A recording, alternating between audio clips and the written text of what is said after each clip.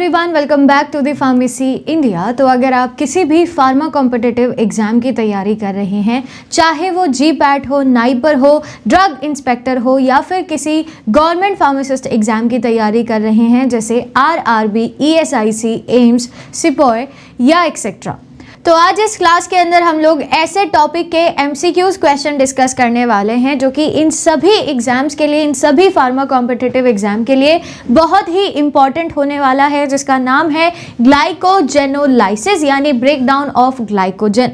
तो देखते हैं कि किस तरीके के क्वेश्चन इस टॉपिक से पूछे जाते हैं। लेकिन उससे पहले अगर आपने अभी तक फार्मेसी इंडिया मोबाइल ऐप को डाउनलोड नहीं किया है तो कर लीजिएगा गूगल प्ले स्टोर से। यहाँ से आप किसी भी अगर टेस्ट सीरीज को ज्वाइन करना चाह रहे हैं तो इजीली कर सकते हैं, या फिर अगर आपको कोई कोर्स ज्वाइन करना है तो भी आप यहाँ से कर सकते हैं। एंड इसी के साथ ही साथ आप लोग विजिट कर सकते हैं फार्मेसी इंडिया की जो ऑफिशियल वेबसाइट है pharmacyindia.co.in, जहां पर आपको मिलते हैं लेटेस्ट अपडेट्स, चाहे वो जॉब से रिलेटेड हो या फिर प्रीवियस ईयर के क्वेश्चन पेपर्स हो, करंट अफेयर्स हो, सब्जेक्टिव ब्लॉग्स या फिर किसी भी पर्टिकुलर कॉलेज की डिटेल आपको चाहिए तो आप यहाँ से ले सकते हैं।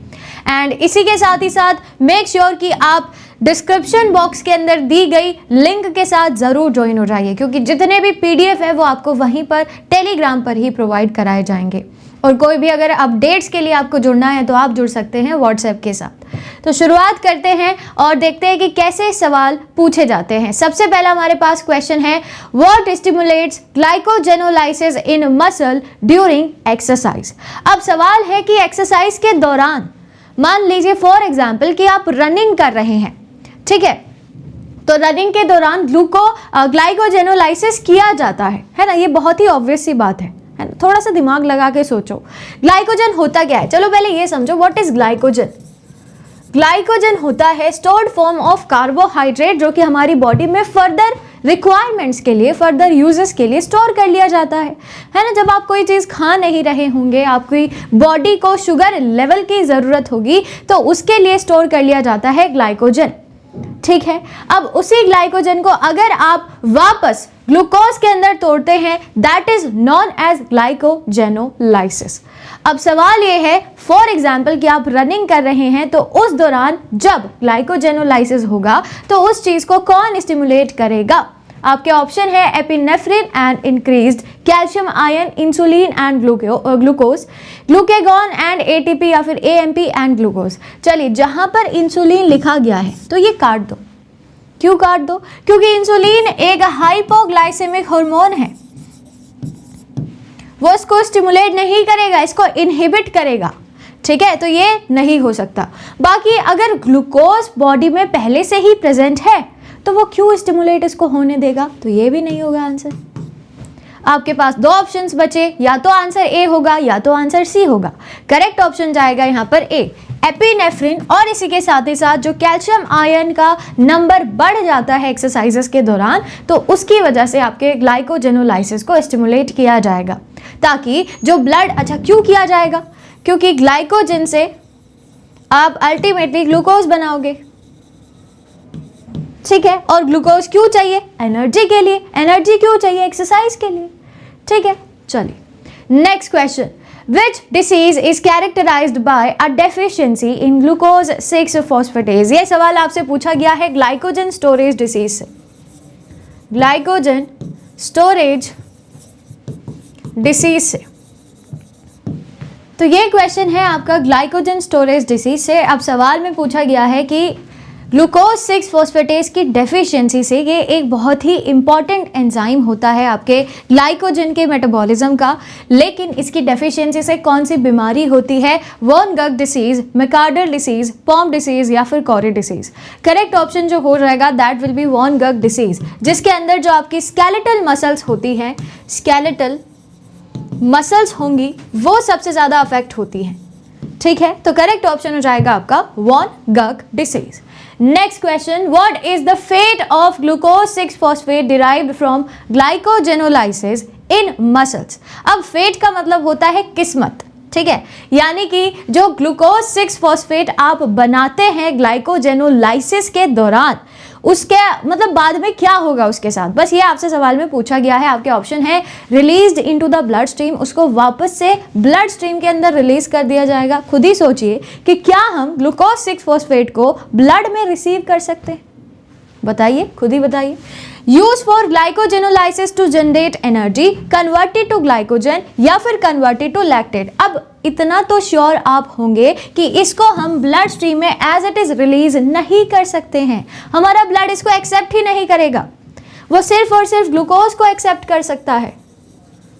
ठीक है, तो ये तो ऑप्शन में आंसर नहीं होगा। तो क्या हो जाएगा करेक्ट ऑप्शन, ग्लूकोज 6 फॉस्फेट को आप वापस से यूज कर लेते हैं ग्लाइकोलाइसिस के अंदर एनर्जी को प्रोड्यूस करने के लिए। एनर्जी से मेरा मतलब है ग्लूकोज को यूज करने के लिए, और फिर ये ग्लूकोज जाकर आपके ब्लड स्ट्रीम में रिलीज कर दिया जाएगा।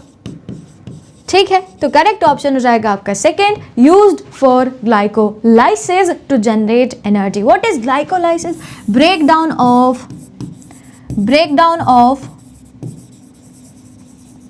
Glucose into pyruvic acid. ठीक है, ग्लूकोज इनटू पायरुविक एसिड, ये होता है आपके पास जो ग्लाइकोलाइसिस होगा, जिसमें एक ग्लूकोज से आप 2 पायरुविक एसिड बनाते हैं, जो सबसे लंबी साइकिल है। ठीक है, वही है। चलिए next question, the glucose 1 phosphate release during glycogenolysis is converted to which intermediate. अच्छा, सवाल पूछा गया है कि ग्लाइकोजेनोलाइसिस के दौरान जब आप ग्लूकोज 1 फॉस्फेट बनाते हैं,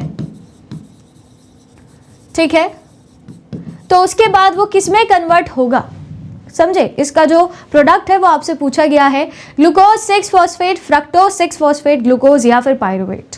शायद से आपको थोड़ा बहुत आइडिया लग ही गया होगा। तो ये किस में कन्वर्ट होगा, आपके सिंपली ग्लूकोज 6 फॉस्फेट में। देखिए क्या होता है, मान लीजिए मेरे पास ग्लाइकोजन है, ये ग्लाइकोजन कन्वर्ट होगा ग्लूकोज 1 फॉस्फेट में, G1P, इसके बाद G6P, फिर UDP ग्लूकोज बनेगा, यूरिडिल ट्रांसफरेज, यूरिडिल जो फॉस्फेट है वो बनेगा। देन उसके बाद अल्फा 1,4 ग्लाइकोसिल यूनिट्स बनेंगी, एंड देन जाकर आपका पूरा का पूरा जो ग्लाइकोजन है वो सिंथेसाइज होता है। ठीक है, अब उसी का बिल्कुल ऑपोजिट करना है आपको, कुछ इस तरीके से ये प्रोड्यूस होगा। ठीक है, करेक्ट ऑप्शन जाएगा आपका ग्लूकोज 6 फॉस्फेट। इसके बाद आप क्या बना लेंगे, ग्लूकोज। समझे? चलिए अगला सवाल, विच of the following stimulate glycogenolysis in skeletal muscles. अब स्केलेटल मसल्स के अंदर जो ग्लाइकोजेनोलाइसिस होता है, इतना आप लोगों को आइडिया हो ही गया होगा, लिवर और मसल्स इन दोनों जगह पर ग्लाइकोजेनोलाइसिस होता ही होता है। ठीक है, तो सवाल पूछा जा रहा है कि कौन सा इनमें से एक ऐसा कंपोनेंट है जो ग्लाइकोजेनोलाइसिस को स्टिमुलेट करेगा स्केलेटल मसल में। ग्लूकेगॉन, AMP यानी adenosine monophosphate, adenosine monophosphate, glucose या फिर फ्रक्टोज 2,6 बिसफॉस्फेट। क्या होना चाहिए सही आंसर?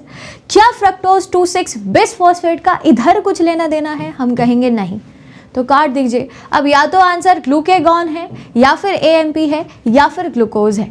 एक ऐसी चीज जो कि आपकी बॉडी के अंदर स्टिमुलेशन करेगा ग्लाइकोजेनोलाइसिस का, दैट विल बी AMP, क्योंकि इसको हमें कन्वर्ट करना होगा ATP के अंदर, इसीलिए ये मचल जाएगा कि भैया जल्दी से ग्लाइकोजेनोलाइसिस करवाइए, क्योंकि हमको कन्वर्ट होना है ATP में, और ATP को यूज करते हैं हम एनर्जी के तौर पे। समझ रहे हो? तो इसीलिए ये कन्वर्ट मतलब ये स्टिमुलेट कराता है ग्लाइकोजेनोलाइसिस को। चलिए अगला question, which organ primarily regulates blood glucose level through glycogenolysis. इनमें से कौन सा एक ऐसा ऑर्गन है जो कि ब्लड ग्लूकोज लेवल को रेगुलेट करता है ग्लाइकोजेनोलाइसिस की हेल्प से? लिवर, स्केलेटल मसल, हार्ट या फिर ब्रेन।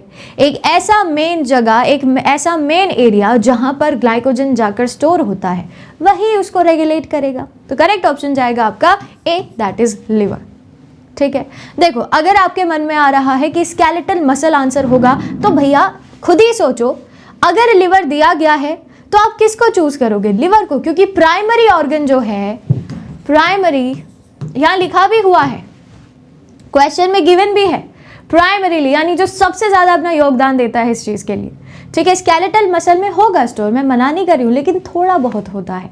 मेजॉरिटी के हिसाब से अगर देखा जाए तो लिवर के अंदर ही आपका ग्लाइकोजन स्टोर होगा और इसी की हेल्प से आप लोग ब्लड ग्लूकोज लेवल को मेंटेन भी करोगे ग्लाइकोजेनोलाइसिस के थ्रू। ठीक है, चलिए आगे बढ़ते हैं। अगला question, what is the role of debranching enzyme in glycogenolysis. अब डी ब्रांचिंग एंजाइम का फंक्शन क्या होता है ग्लाइकोजेनोलाइसिस के अंदर। जो फंक्शन ब्रांचिंग एंजाइम का आप लोग पढ़ चुके हैं, बिल्कुल उसके ऑपोजिट इसका फंक्शन होता है। ठीक है, मैं आपको आइडिया दे देती हूँ। ब्रांचिंग एंजाइम रिस्पॉन्सिबल होता है अल्फा 1,4 ग्लाइकोसिल यूनिट्स को आपस में जोड़ने के लिए और फाइनल प्रोडक्ट यानी ग्लाइकोजन बनाने के लिए। वहीं पर डी ब्रांचिंग एंजाइम बिल्कुल ऑपोजिट होगा, तो ऑप्शन पढ़िए। Transfer glucose residues from branches to the main chain, cleaves glucose one phosphate, convert glucose six phosphate to free glucose या फिर सिंथेसाइजेस ग्लाइकोजन। देखो, डी ब्रांचिंग एंजाइम का काम होता है ब्रांचेस को तोड़ना, ठीक है, और मतलब बिखेर देना उसको पूरी तरीके से। करेक्ट ऑप्शन ए ही होगा। ब्रांचेस को तोड़ के उन चीजों को मेन चेन तक पहुंचाने का काम करता है जो आपका डी ब्रांचिंग एंजाइम होगा। समझ आया? ट्रांसफर ग्लूकोज रेसिड्यूज कहां से कहां, जो ब्रांचेस हमने बना रखी थी उनको तोड़ेगा ये, क्योंकि ग्लाइकोजन एक ब्रांच्ड स्ट्रक्चर है, उसके अंदर अमाइलोपेक्टिन का एक बहुत ही गहरा, बहुत ही ब्रांच्ड भरा स्ट्रक्चर पाया जाता है।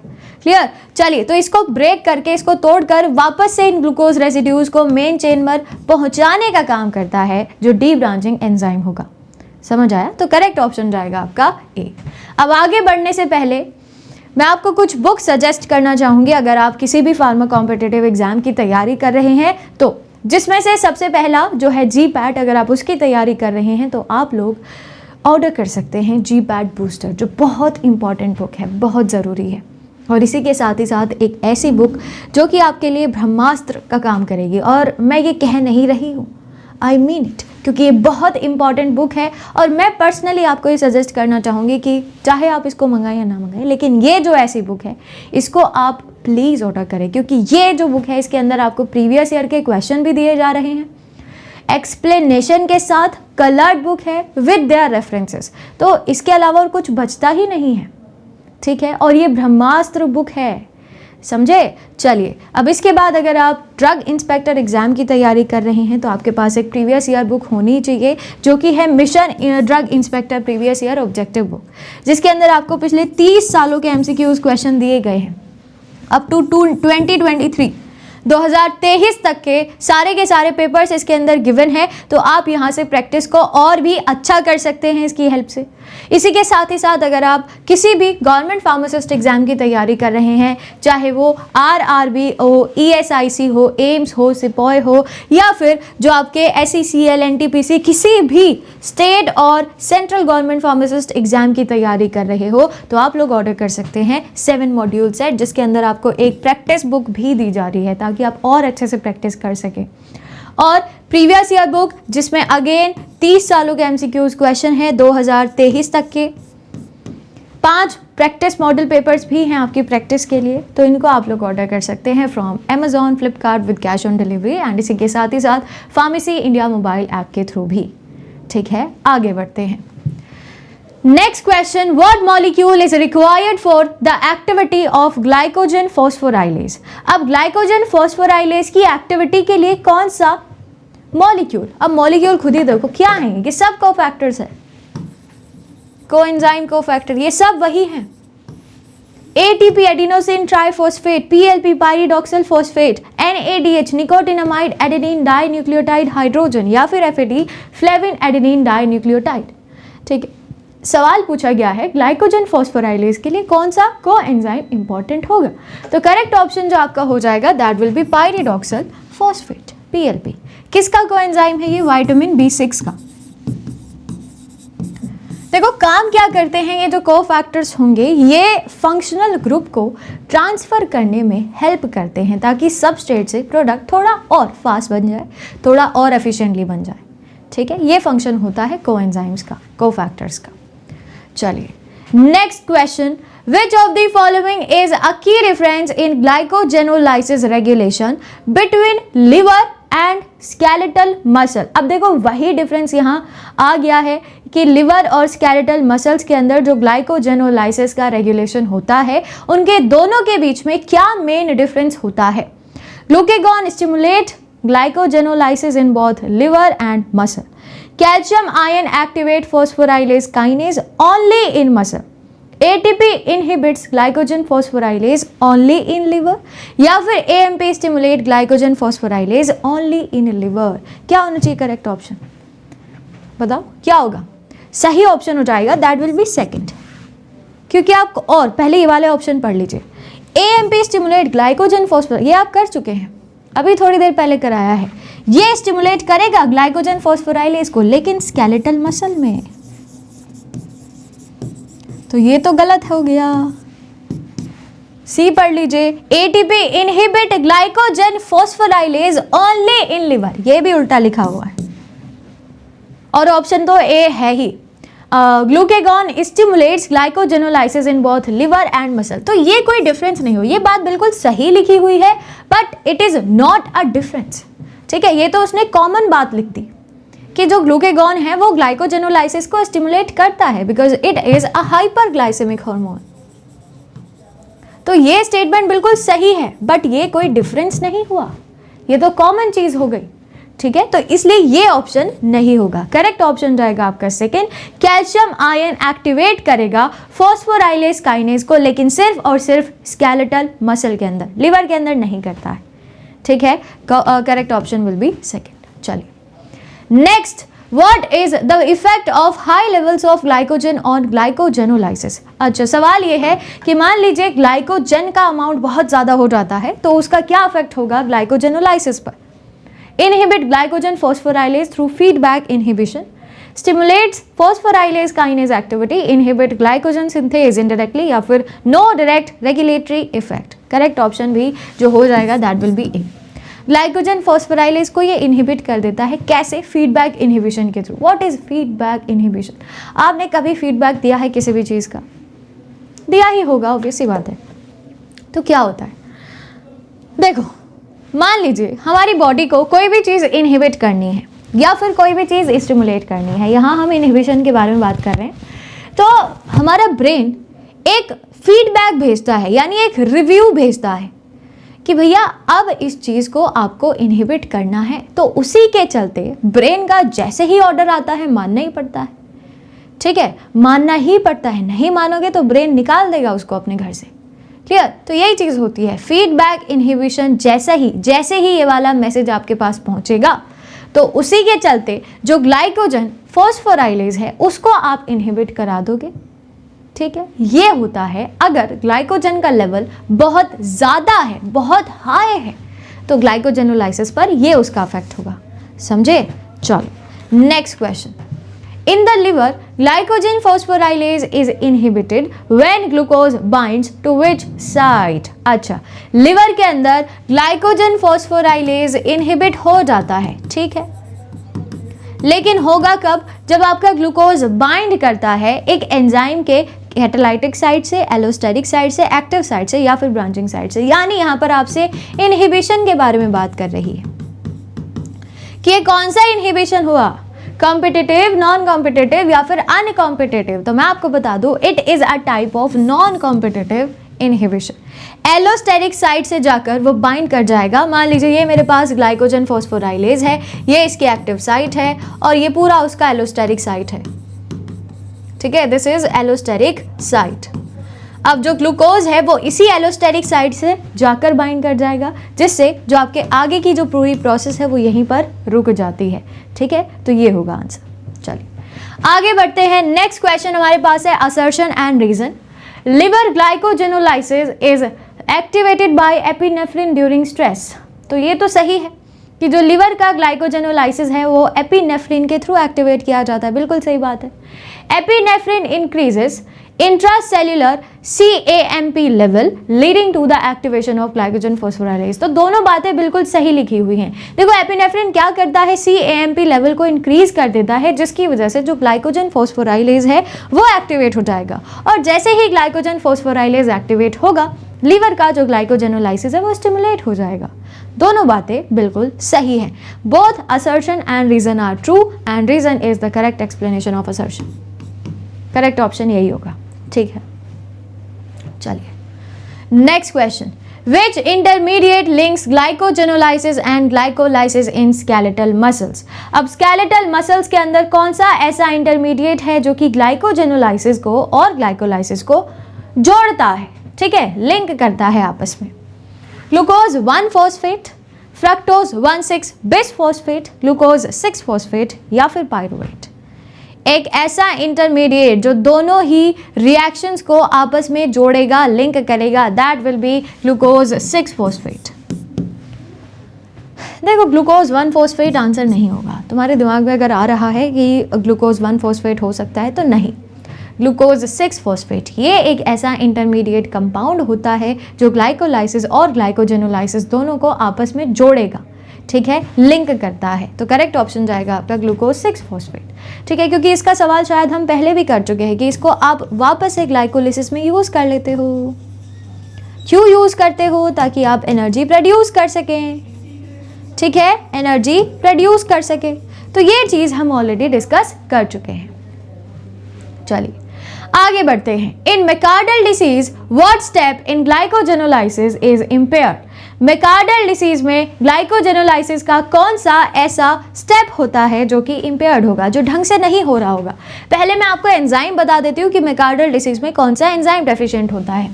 तो मैकार्डल डिसीज में जो एंजाइम डेफिशिएंट होगा that is muscle phosphorylase, muscle phosphorylase.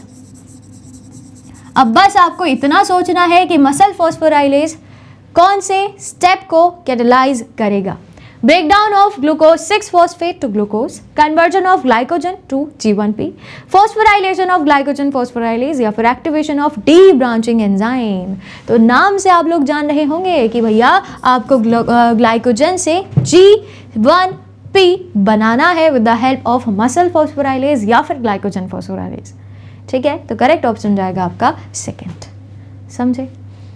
देखो glycogen storage disease are very important, very very important. हम लोग एक अलग से सेशन करेंगे जिसमें सिर्फ ग्लाइकोजन स्टोरेज डिसीजेस के ही क्वेश्चन होंगे, ठीक है। चलो आगे बढ़ते हैं। In the absence of glucose 6 phosphatase what happens to glycogenolysis derived glucose 6 phosphate in the liver. देखो वही सवाल पूछा गया है, बार बार घुमा के G6P का ही क्वेश्चन आ रहा है बार बार। तो करेक्ट ऑप्शन यही हो जाएगा कि ग्लाइकोलाइसिस में ये एंटर कर जाएगा। आंसर तो वही रहेगा, क्वेश्चन का वो लैंग्वेज ही तो चेंज कर रहे हैं, मतलब तो एक ही है। सवाल पूछ आपसे एक ही रहा है, बस दूसरी भाषाओं में बार बार पूछा जा रहा है, ठीक है। चलिए Which enzyme activate glycogen phosphorylase by phosphorylation? अच्छा सवाल ये है कि कौन सा एक ऐसा एंजाइम है जो ग्लाइकोजन फॉस्फोराइलेज को फॉस्फोराइलेशन के थ्रू एक्टिवेट करेगा। Phosphorylase kinase, protein kinase A, glycogen synthase kinase या फिर ग्लूकोज 6 फॉस्फेटेज। एक ऐसा एंजाइम जो इस एंजाइम को एक्टिवेट करता है that will B phosphorylase kinase. नाम से समझ लो। देखो इस बायोकेमिस्ट्री के अंदर जो सबसे इंपॉर्टेंट है और सबसे इजी है, बहुत इजी, हद easy, that is nomenclature of enzyme. कुछ नहीं आता है उसमें, सबस्ट्रेट का नाम लिखो, एज लगा दो, खत्म। जैसे कैटालेज है, काइनेज है, सिंथेज है और डिहाइड्रोजनेज है, बस इनका मतलब आपको समझ में आना चाहिए। बाकी मतलब इतना इजी है, इतना इजी है और हर चैप्टर में उसका फंक्शन है। आप इसकी बात कर लें, आप प्रोटीन की बात कर लें, आप विटामिन को छोड़ दो, उसके अंदर नहीं होता है, बाकी आप लिपिड्स की बात कर ले, हर एक एंजाइम में, हर एक चैप्टर के अंदर आप लोग एंजाइम का नाम सुनते हो। और nomenclature is very very very important, ठीक है। चलो next question, which organ primarily regulate blood glucose level through glycogenolysis. तो ये भी क्वेश्चन हम कर चुके हैं। करेक्ट ऑप्शन जाएगा ए, लिवर, ठीक है। Okay next question, which enzyme catalyses the first step in glycogenolysis. अब सवाल ये है कि कौन सा एक ऐसा एंजाइम है जो कि सबसे पहले स्टेप को कैटेलाइज करेगा ग्लाइकोजेनोलाइसिस का। ग्लाइकोजन फॉस्फोराइलेज, ग्लाइकोजन सिंथेज, तो ये तो नहीं होगा। ग्लूकोज 6 फॉस्फेटेज या फिर हेक्सोकाइनेज, ये भी नहीं होगा। ए या सी में से करेक्ट ऑप्शन होगा और करेक्ट ऑप्शन जो हो जाएगा दैट विल बी ए। क्या होगा? ग्लाइकोजन को आपको तोड़ना है, ग्लाइकोजन को आपको तोड़ना है किसके अंदर? ग्लूकोज 6 फॉस्फेटेज के अंदर, फॉस्फेट के अंदर, सॉरी, ठीक है। और किसकी हेल्प लोगे? ग्लाइकोजन फॉस्फोराइलेज की हेल्प से आप ये काम करते हैं, ठीक है। तो करेक्ट ऑप्शन जाएगा ए।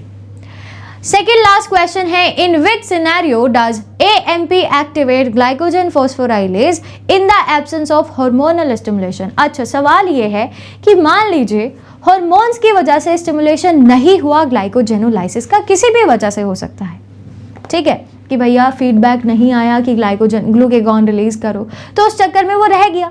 अब किसी ना किसी को तो संभालना ही पड़ेगा, तो ये काम कौन करता है? एपिनेफ्रिन, ठीक है। एपिनेफ्रिन क्या करेगा? AMP को एक्टिवेट कर देता है, उसको जगाता है। अब सवाल ये है कि AMP कैसी कंडीशन में जागेगा, ठीक है? During high ATP level, during resting condition, during muscle contraction या फिर आफ्टर अ मील।